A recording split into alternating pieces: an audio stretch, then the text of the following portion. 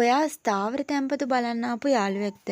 ඉතින් යාළුවනේ අද මම කතා කරන්නේ සම්පත් බැංකුවේ දින 300 කියන අවධිය තුල ඔයාට කොච්චර රේට් එකක් හම්බෙනවද කියලා. එතනදිත් ඔයාට 108ක වගේ රේට් එකක් හම්බෙනවා. අපි දැන් කැල්කියුලේෂන් කරලා බලමු ඔයාට කොච්චර පොලි මුදලක් ලැබෙනවද කියලා. ඉතින් ඊට කලින් මතක ඇතුව සබ්ස්ක්‍රයිබ් කරලා එකතු වෙන්න හොඳේ.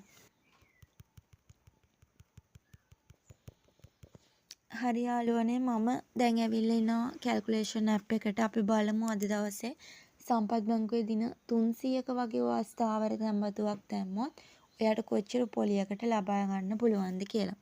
ඉතින් මම අද ඩිපොසිට් කරනවා ලක්ෂ 9ක් වගේ ඉහළ මුදලක්.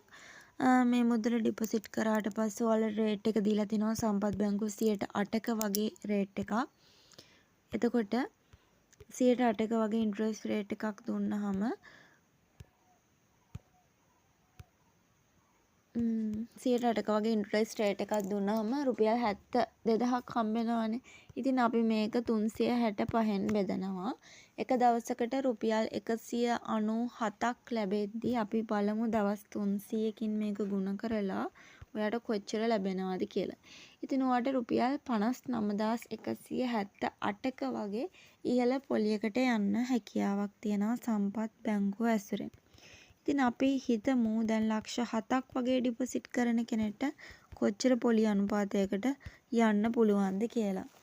එතනදිත් 108ක ඉන්ට්‍රස්ට් රේට් එකක් හම්බෙන්නේ 56000 බෙදනවා 365න් වැඩි කරනවා 300න් ඔයාට රුපියල් 46027ක ඉහළ පොලියකට එතනදිත් යාමට හැකියාවක් තියෙනවා. ඉතින් මතක ඇතුව channel එකත් subscribe කරලා එකතු වෙන්න.